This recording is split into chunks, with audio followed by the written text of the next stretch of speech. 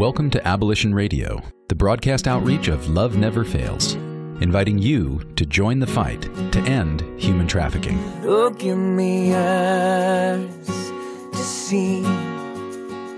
Oh, give me strength to lead. You give me all I need. So give me courage to believe. Each week, Abolition Radio sheds light on the darkness of modern slavery, celebrates the work of abolitionists who are fighting for freedom, and equips the church to engage in the work of justice with hope rooted in God's Word. Our goal is to see a radio audience become an army of gospel activists. You're in the neighborhoods we live in. You're in the ones we're passing by. You're in the ones we call our neighbors. And the ones who still escape our eyes. Now, here's the host of Abolition Radio, founder and executive director of Love Never Fails, Vanessa Scott.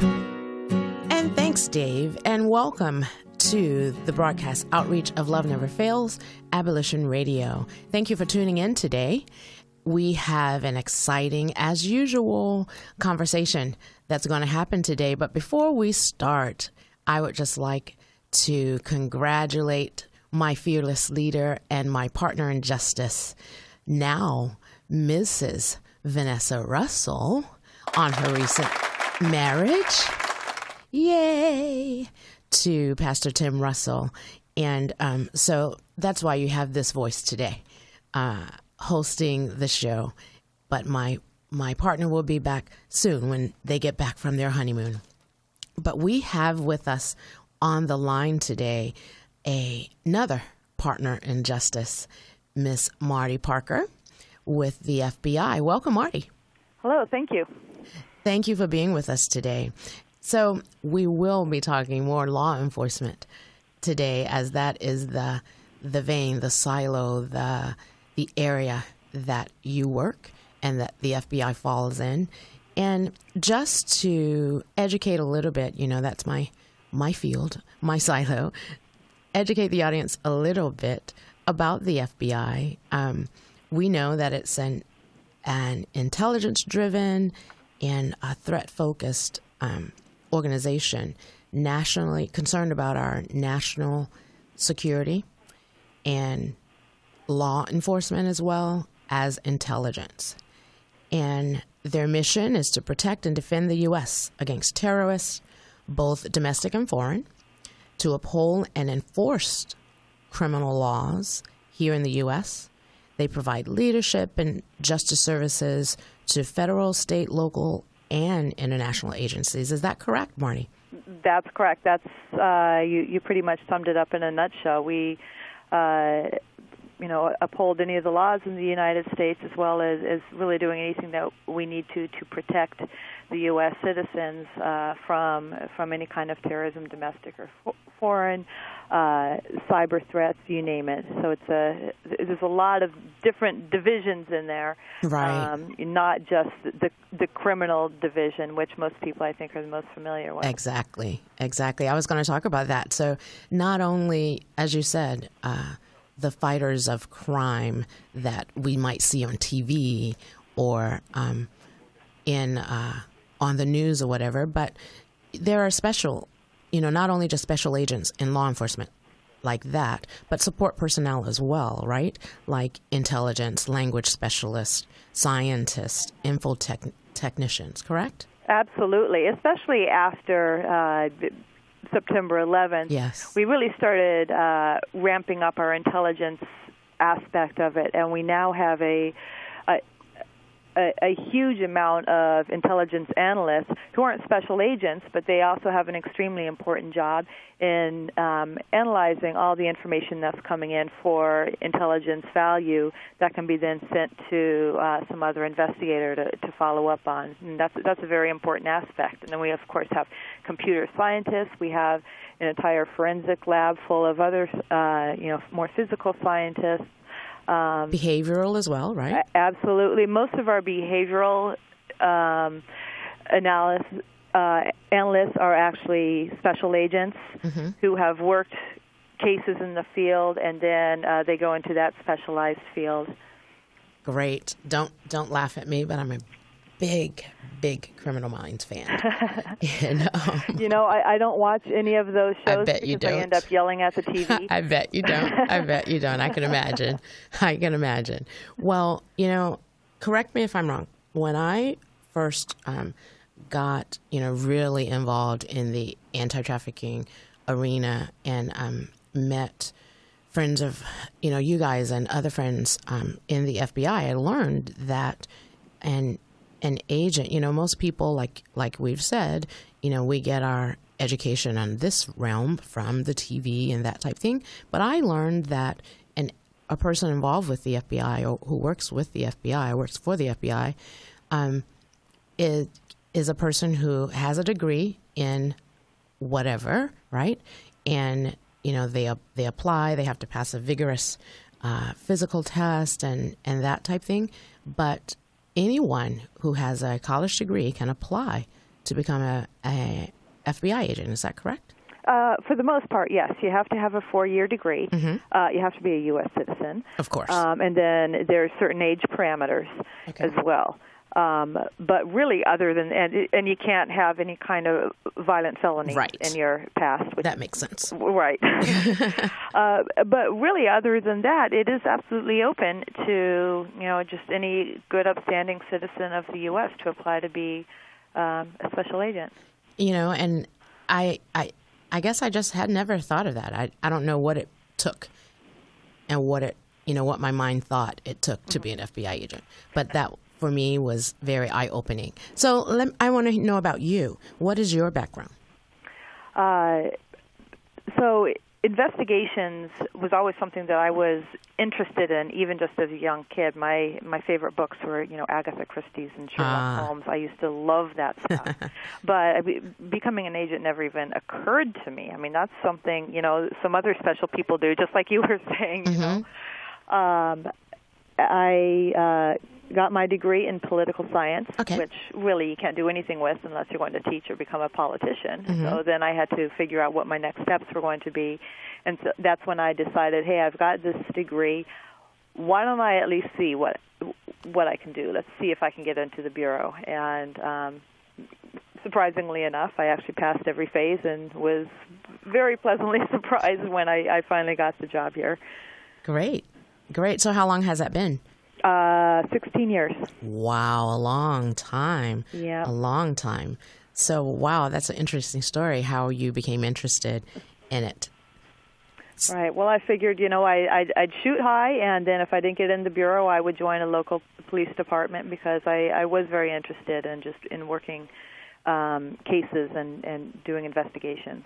Well, great. So I didn't mention, what is your position there with the FBI? I am a special agent with the FBI. Okay.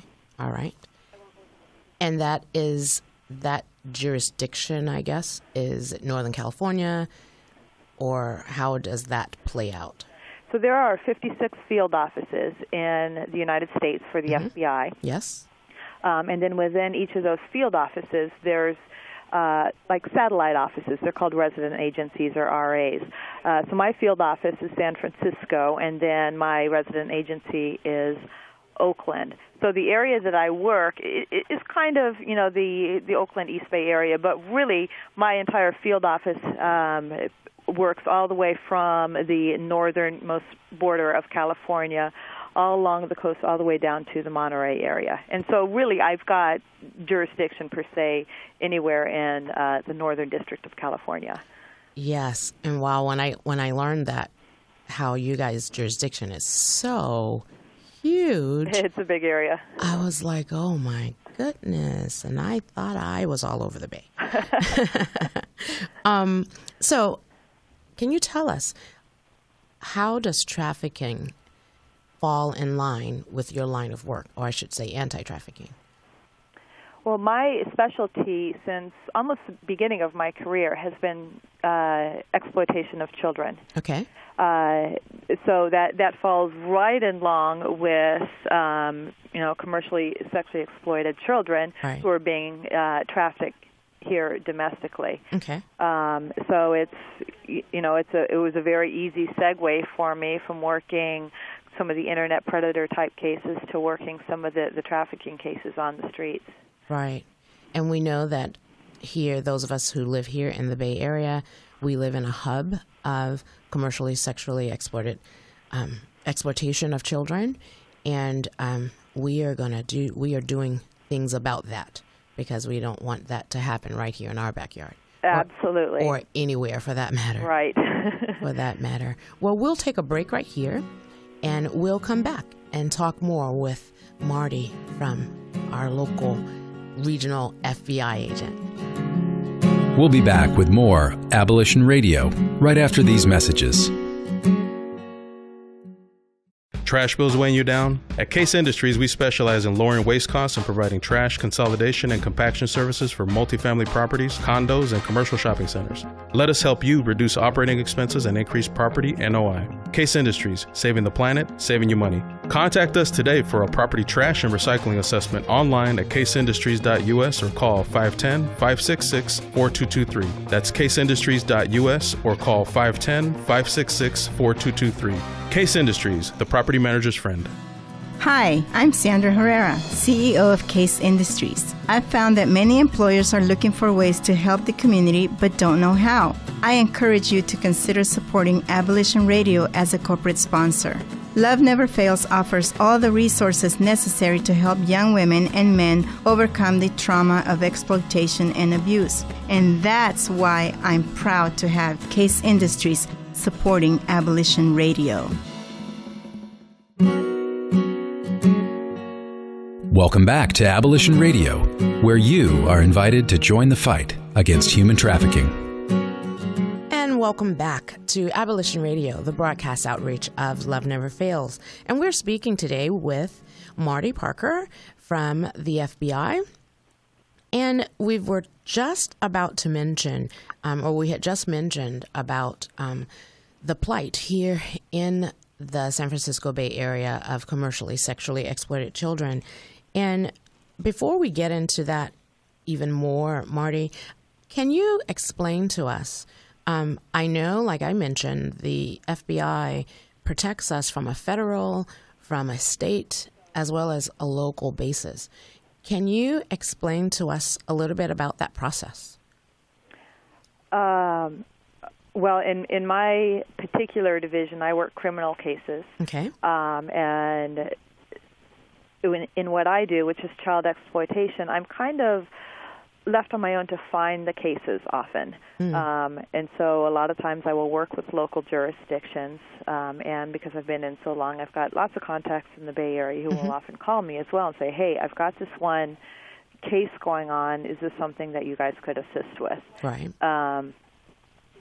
In the Bureau, we're always happy to help out with any local cases, and then if need be, if it turns out that the case would be better off being prosecuted federally, we'll bring it to the federal prosecutor's office, which is the United States Attorney's Office. Okay.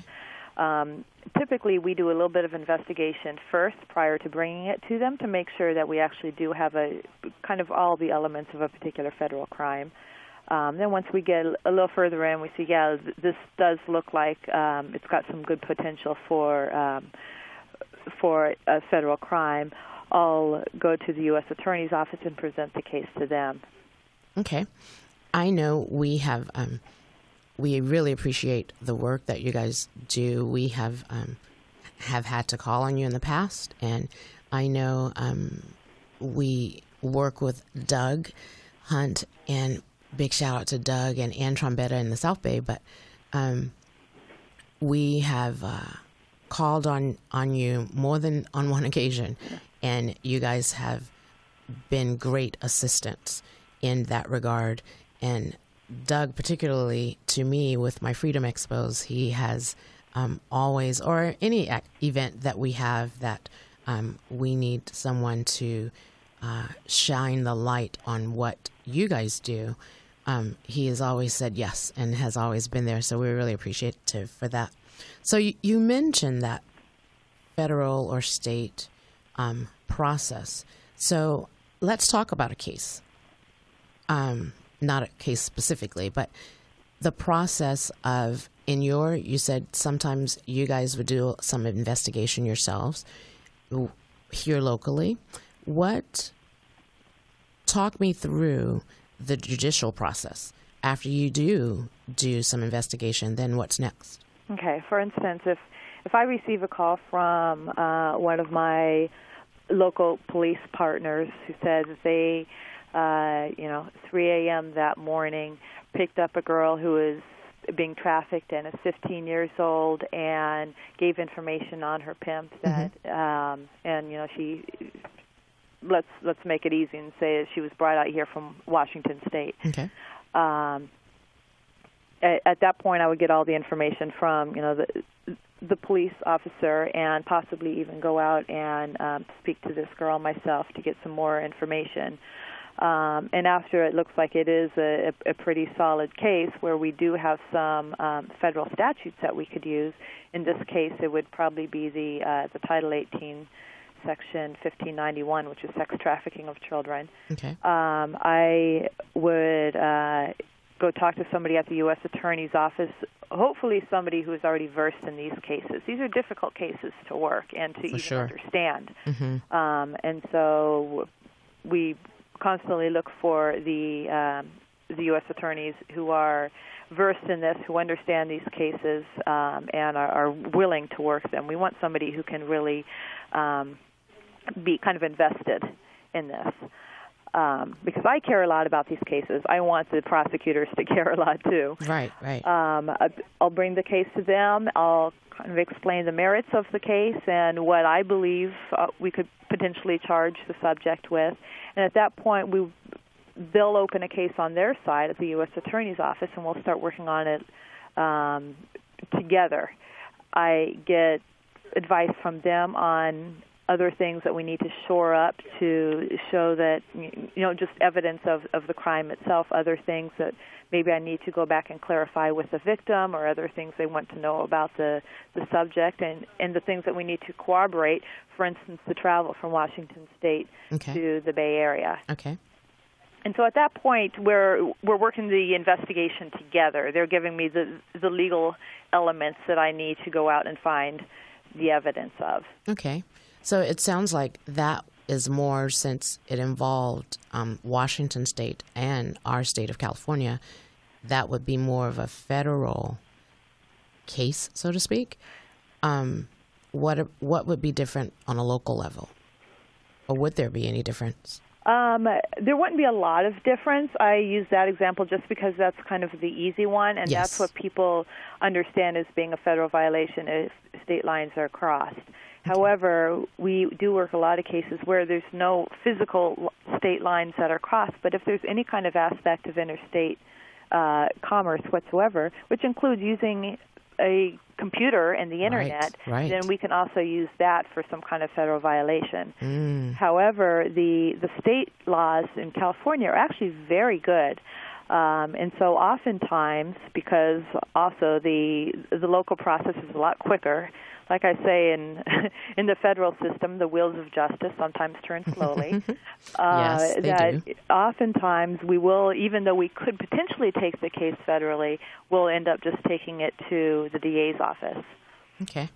So you mentioned the good old Internet, and we can thank you for bringing down, and I'm sure there are others with you, but you're the one that I'm speaking with now and the one that I know, for bringing down My Red Book, correct? Yes, that's correct. And which, explain to us what that was like and what My Red Book is about, about. I've been working the same kind of violation for a really long time, and so it's been kind of interesting to watch the evolution of prostitution on the Internet. And what myself and my local partners noticed back in the early 2000s, maybe 2004 or 5 or so, that a lot of our juvenile victims were being advertised on this site that at the time was called SF Redbook. Yes. Exploited. Yes, these pimps were putting their images up on this site. And the thing that made it even more egregious is that the images themselves were often very pornographic in nature. Right. So not only were they being exploited and prostituted on this site, but it was also child pornography that was now on the internet. And as we all know, that stuff, never really goes away. Yep. And you know how we feel about children and exploitation and those exploiters. So we're going to talk a little bit about that by bringing down My Red Book is one way, right, to deal with the exploiter, correct? Absolutely. But what can we do? The age-old question. What can we do about the exploiters who tend to be 2 steps ahead of our games, right? You take down My Red Book and then there's something else. There always is, and, it's sometimes it kind of feels like, the whack-a-mole game where you hit one and get rid of that and 2 more pop up. Right. But what I believe, especially when you're looking at things like the Red Book case, My Red Book wasn't doing anything to try to prevent children from being exploited on their site. Right. And they were not cooperative with law enforcement either. They never once sent in any kind of cyber tip to the National Center for Missing and Exploited Children, which they are required by law to do if there is apparent child pornography on their site. Okay. So we could not allow them to continue. Right. Once we took them down, other website operators were calling into the FBI saying, what can I do to make sure I'm not the next? Great. So that actually was a positive impact, and we can tell them, look, these are the laws that you have to abide by. Correct. And you need to make it more difficult for pimps to put images of children on your site. Okay. And let's hold that thought right there. We're going to come back to that thought after this quick break. We'll be back with more Abolition Radio right after these messages from our sponsors. Hi, this is Vanessa Scott with Abolition Radio, where every week we invite you to join the fight to bring an end to human trafficking. Abolition Radio is the broadcast outreach of Love Never Fails, our nonprofit, which is dedicated to the rehabilitation, education, and protection of youth involved or at risk of becoming involved in domestic sex trafficking. Our goal with Abolition Radio is to eradicate human trafficking in all forms, sex trafficking and labor trafficking locally and globally. We are excited to bring this program to KFAX as we will share stories of hope and opportunities to mobilize the body of Christ and turn this audience into an army of gospel activists who will speak up for justice and act on behalf of those who are trapped or recovering from slavery. Find us on Facebook at Abolition Radio or on the web at abolitionradio.org and join me each Saturday at 3 p.m. for an exciting episode of Abolition Radio right here on AM 1100 KFAX. Welcome back to Abolition Radio, where you are invited to join the fight against human trafficking. Welcome back to Abolition Radio, the broadcast outreach of Love Never Fails. And just before the break, we were talking with Marty from the FBI regarding, we were talking about bringing down My Red Book. And you mentioned, Marty, that as a result of that, other sites that are out there, and you can kind of elaborate, maybe you don't need to mention the sites, but what type of sites? You mentioned other sites asked what they could do to be sure that they were being law-abiding. Sure. So everybody knows that there's a lot of sites out there where there are ads for prostitution, very thinly veiled as escorts. Correct. Now, there is a federal law, that's Title 18 U.S. Code 2258A, that requires websites and service providers on the Internet to notify the National Center for Missing and Exploited Children of any apparent child pornography on their site. And that's one of the reasons that I wanted to go after My Red Book, is because they never reported any of this, and it was blatant all over their site that there was child pornography on there. And so when these other websites have called in asking what they can do, that's one of the things that we educate them on, is that they need to get in touch with the National Center. They need to get signed up to report cyber tips, as they're called, and so that anytime someone else tries to post anything that could potentially be child porn on their site, that gets to an investigator to look at and to do something about. Great. So the general average citizen, if we are on the internet minding our own business, very similar to, we could talk about Craigslist as well. We know that years ago, before my Red Book, that was a big issue for them. Mm-hmm. And so can the average citizen, if we would see what looks like child pornography or exploitation on any site, can we call the Center for Missing and Exploited Children? Absolutely. They take tons of reports from just private citizens calling in about activity on the internet. It could even be something where a mom calls in because their 11-year-old son is getting some creepy messages by somebody they don't know on the internet. Right. So they take a lot of that stuff. They can do that through the website cybertipline.com. Okay. And missingkids.com is another website of theirs that goes to the same place.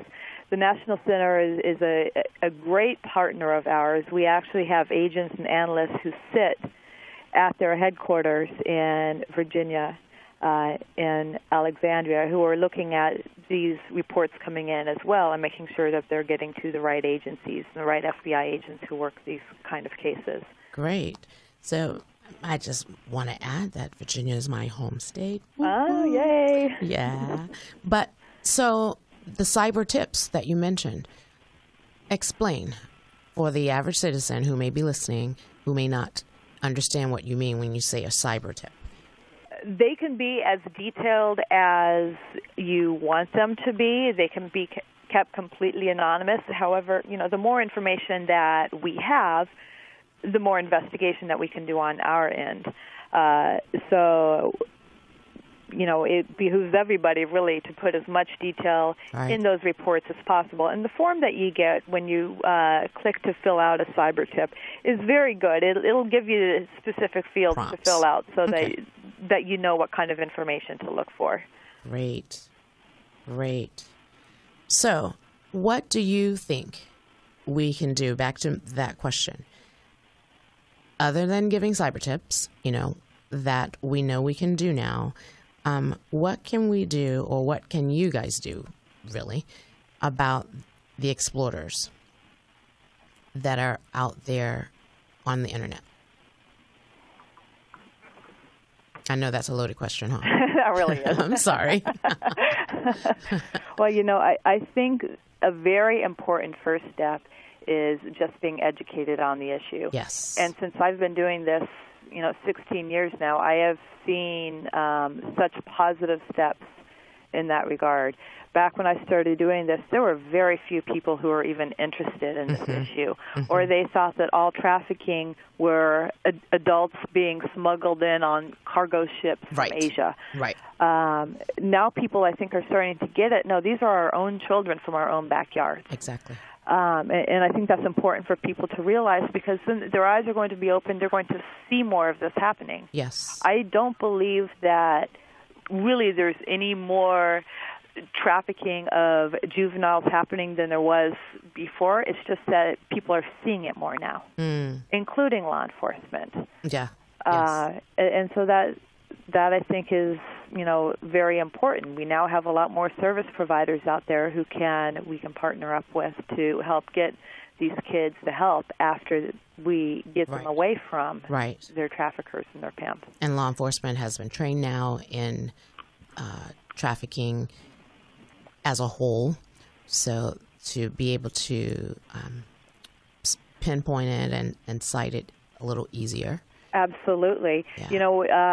It's now required by law that police officers are trained in dealing with human trafficking issues, which is great, because a lot of these cases, when patrol officers are sent out to call, they might present themselves as just a domestic violence case. And even on the service providers side, we see that, where they're thinking they're just getting some kind of domestic violence victim. Right. And so knowing about this, dark world of human trafficking, I think helps make us ask the right questions and dig a little bit deeper, and try to find out who exactly the exploiter is, so that we can actually, put them in jail for a very long time, hopefully. Exactly.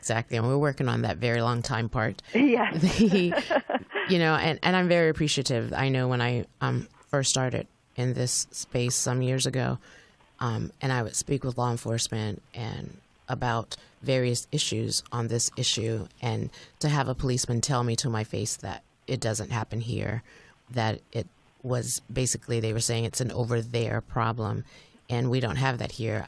It just made me sick to my stomach to know that, yes, it does happen here. But I haven't had a law enforcement person, a police officer, say that to me in a while now. So that's a good thing. Yes. That is a good thing. But I'm glad you mentioned education is key, because it is. We need to continue to realize that, our times are different. You said you feel that the education, or the awareness of people about this issue has made it a little bit easier. And I'm hoping that parents, realize that, just going to the mall, to send your child to the mall or to the store is not like it may have used to be in days past. Absolutely. In years past, or even just allowing them that really the freedom on the internet, in a room alone, a bedroom alone or whatever. That's not safety. Absolutely not. A lot of these girls are recruited over the internet on social networking sites such as Facebook and so forth. Exactly. Or even, on a trip to the mall. Absolutely, yes. Exactly. Well, we'll be right back with another segment of Abolition Radio. Thanks for listening. We'll be back with more Abolition Radio right after these messages. This is Pastor Gary from Faith Fellowship in San Leandro. We are so excited about the launch of Abolition Radio every Saturday. And we have seen Love Never Fails under Vanessa Scott grow right here in San Leandro out of our church at Faith Fellowship. And now her ministry, God gave her a passion to get young people out of the sex trafficking and sex slave industry. And she has been doing a phenomenal job. Not only is it locally, but now it's going globally. In fact, I prophesied to her that God was going to use her to go nationwide, and that's exactly what's been happening. She is a woman with a vision, with a direction, and a passion to see these young people come out of this kind of arena. And to God be the glory. Join with her every Saturday on Abolition Radio to hear what she has to say and then become a part of what she's doing. AbolitionRadio.org. Love never fails. Welcome back to Abolition Radio, where you are invited to join the fight against human trafficking. And welcome back to Abolition Radio, the broadcast outreach of Love Never Fails. So we were just speaking about precautions for our children. And as parents, as teachers, as counselors, as guardians. And that is just so important that we are aware that exploitation can come in many forms and from many avenues. What would you have to say about that, Marty? I absolutely agree. And the kids that end up becoming victims to these pimps are not necessarily just the kids from broken homes who don't have anyone else to love them. Exactly. They can come from any type of background out there. Every culture, every demographic. Absolutely. And that's why it's really important, kind of going back to the education point, that parents are educated on this issue too, and teach their kids at a very young age how valuable they are as a person. Yes. To put that armor around them so that once they get to an age where they could potentially be exploited by these pimps who are such smooth talkers, that they're going to know, no, I've got more self-worth than that. I am not going to fall for this. Yes, I totally agree. And those of you listeners out there who know Love Never Fails, you know that we are in total agreement with that statement.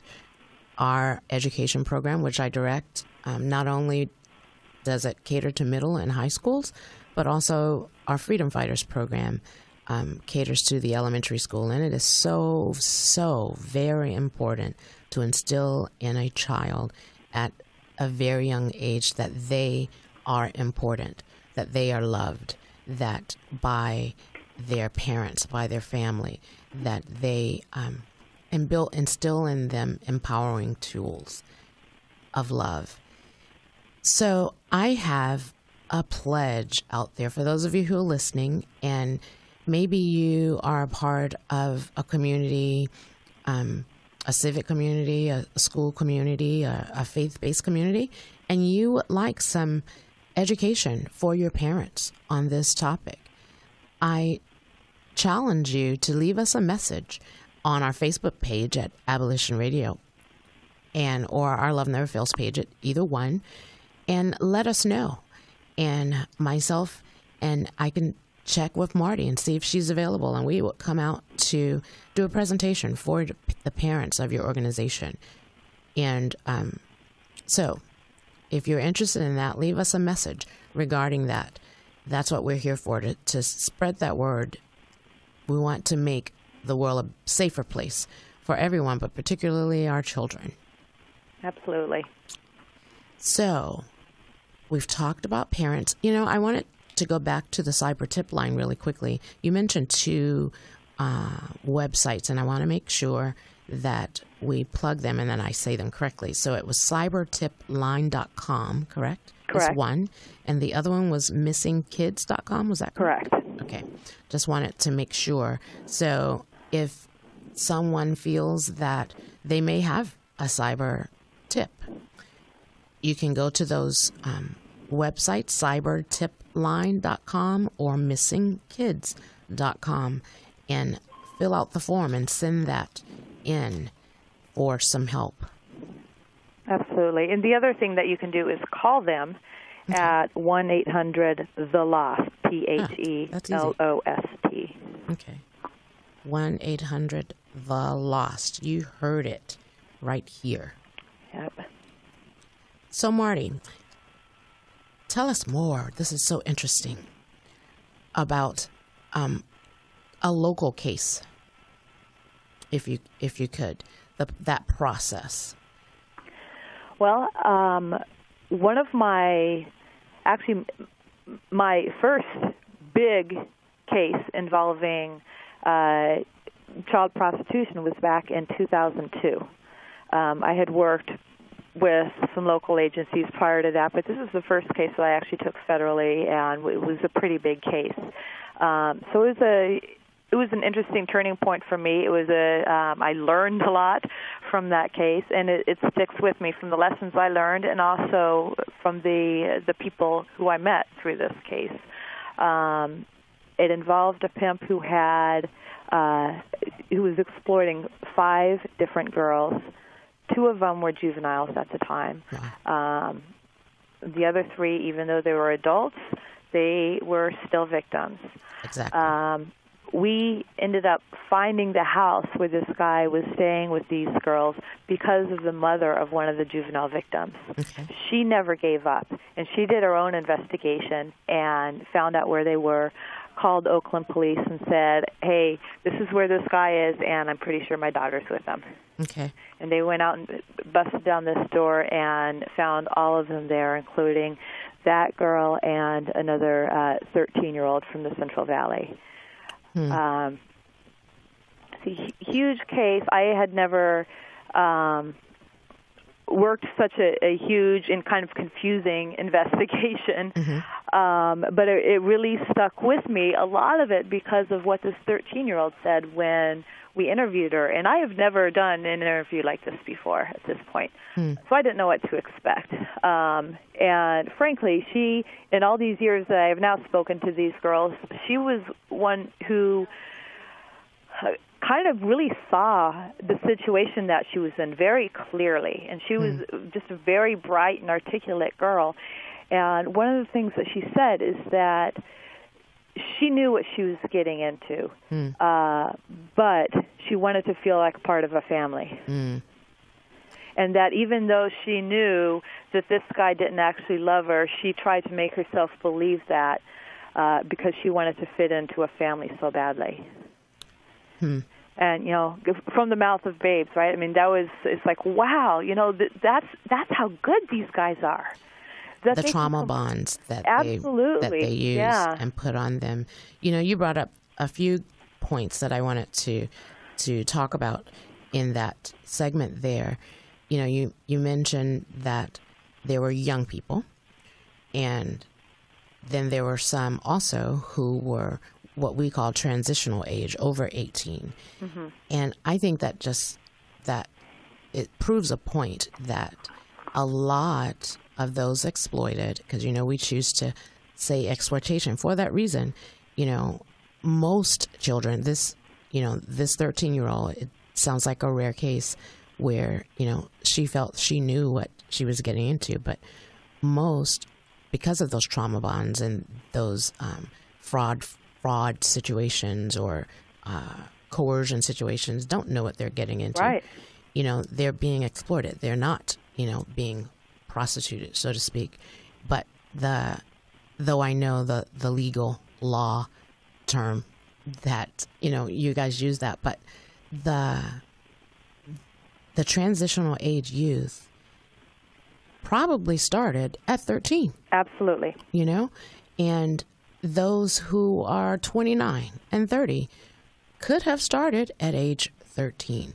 So not all those who choose, who we might see being exploited, are there by choice. I completely agree. And, you know, we've got this quandary in law enforcement where we have these adults who began as being exploited when they're, you know, 13, young, 14 years old. But the problem is, you know, they stay in it usually because at that point they have been completely groomed, ripped of any kind of self-respect. Exactly. I mean, it's beaten out of them either literally or figuratively. Right. Stockholm Syndrome, everything. Right, exactly. And so they don't feel like they're good enough for anything else anyway. They don't feel like they have anywhere else to go and end up staying in it. But at some point, a lot of times, they turn into exploiters themselves. Right. And that's the really hard part for law enforcement is where do we draw the line? There's such a gray area in there. Yes. And, you know, for some, it's a familial too. You know, it's the family business. Yep. You know, that's so sad, but that's reality for some. But that was a good tidbit I wanted to bring out because I don't think many realize that there's that gray area in there where, you know, that transitional age, as we call it. Right. 18 to 24 and beyond, actually. Absolutely. Yes. Well, we'll be right back for another segment of Abolition Radio. We'll be back with more Abolition Radio right after these messages from our sponsors. Trash bills weighing you down? At Case Industries, we specialize in lowering waste costs and providing trash consolidation and compaction services for multifamily properties, condos, and commercial shopping centers. Let us help you reduce operating expenses and increase property NOI. Case Industries, saving the planet, saving you money. Contact us today for a property trash and recycling assessment online at caseindustries.us or call 510-566-4223. That's caseindustries.us or call 510-566-4223. Case Industries, the property manager's friend. Hi, I'm Sandra Herrera, CEO of Case Industries. I've found that many employers are looking for ways to help the community but don't know how. I encourage you to consider supporting Abolition Radio as a corporate sponsor. Love Never Fails offers all the resources necessary to help young women and men overcome the trauma of exploitation and abuse. And that's why I'm proud to have Case Industries supporting Abolition Radio. Welcome back to Abolition Radio, where you are invited to join the fight against human trafficking. Welcome back to Abolition Radio, the broadcast outreach of Love Never Fails. And our time is winding down, and I wanted to really thank Marty Parker for being with us here from the FBI today.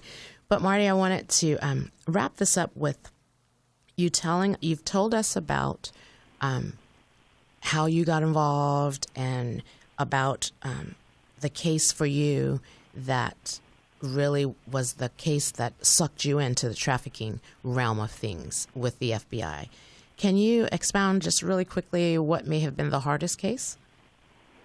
The hardest case was probably my Red Book, just because it took so long, and a big part of that was just figuring out a prosecution theory. How are we going to take down this website? Because there are a lot of protections for website owners, and there's First Amendment issues and all that stuff. So coming up with the prosecution theory on that was really difficult and painstaking, and it took a total of 4 years for us to get this website taken down. So that, so far, has been hard.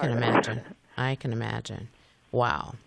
Well, thank you for that, and thank you for being a part of our program today. It's been my pleasure. It has been, I'm sure, very eye-opening for all the listeners, and we'll have to do it together again.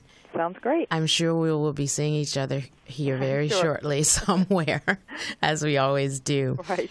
But before we leave today, I wanted to remind the listeners that if you suspect child pornography or just have any inkling about a cyber tip line, you can go to report that cyber tip to cybertipline.com or missingkids.com, or you can call them directly at 1-800-THE-LOST. Also, if you are interested in educating the parents in your sphere of influence, we would be more than welcome to come and give a training or to talk with those involved. Marty and I, so just send us a message on Abolition Radio's Facebook page or Love Never Fails Facebook page or website. Send us a message there. We would gladly come out to do that and try to schedule something in our busy schedules. But we have some events coming up here very shortly. On September 5th, there will be at Calvary Christian Church in the Woodland area, there will be a IDC Praise and Worship event. Also, on the 12th of September at Faith Fellowship Church at 577 Manor Boulevard, there is the Beauty of a Woman conference from 8:30 to 2:30 that day for high schoolers up through adults. So come on out and be a part of that day. One of our partners, Arm of Care, will be having their gala event in Alamo as well on that day. And it is at 5 o'clock in the Alamo area. You can go to Arm of Care's website to check out that information. Also, on the 13th of September, the IM House will be having a fundraiser, and it will be a studio hair and fashion show, and it will take place at 408 15th Street in Oakland. So come on out to support the IM House of Restoration. Also, the South Bay Coalition to End Human Trafficking will be having their Building Capacity Through Collaboration conference at the Mexican Heritage Plaza on Alum Rock Street in San Jose, and that is on September 18th. So come on out to support that as well. And I'm pretty sure it's like 8:30 to 4:30 on that day. And that same weekend, Regina's Door, our social enterprise of Love Never Fails, will be celebrating her first anniversary of her store on the 18th and the 19th. And she will be doing her one-woman stage play, 52 Letters, at the Flight Deck at 1540 Broadway in Oakland. And that is on the 18th and the 19th. The San Francisco Collaborative Against Human Trafficking also will be having their Practical Aspects to Collaboration conference in San Francisco at the Federal Building, and that is October 16th. So mark your calendar for that as well, and we will be sending out more information on that. And I think that's enough of our events coming up for the next couple of months, but we just thank you for listening today. And once again, we want to wish a hearty congratulations to our fearless leader, Vanessa Scott, on her recent marriage. And we do miss you here today, here in the studio, my partner in justice. And for all those listening, if you have never heard someone say to you today or any other day, please know that we here at Love Never Fails want you to know that you are loved. Thanks for joining us this week on Abolition Radio.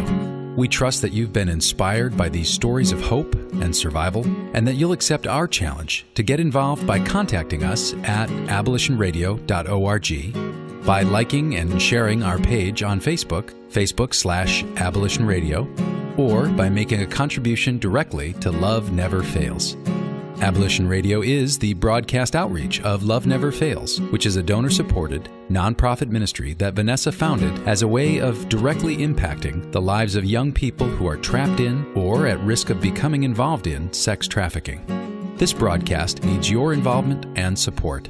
To find out more, simply go to abolitionradio.org and click on Love Never Fails. Today's program was brought to you in part by Case Industries and with major support from the staff and membership and donors at Faith Fellowship Church. Our theme song, Courage to Believe, is by Justin McRoberts.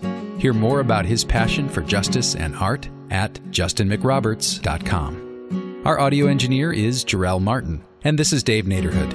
On behalf of Vanessa, Benita, and the whole team at Love Never Fails, thanks for listening, and thanks even more for taking action to help set captives free. You're in the neighborhoods we live in. You're in the ones we're passing by. You're in the ones we call our neighbors, and the ones who still escape our eyes.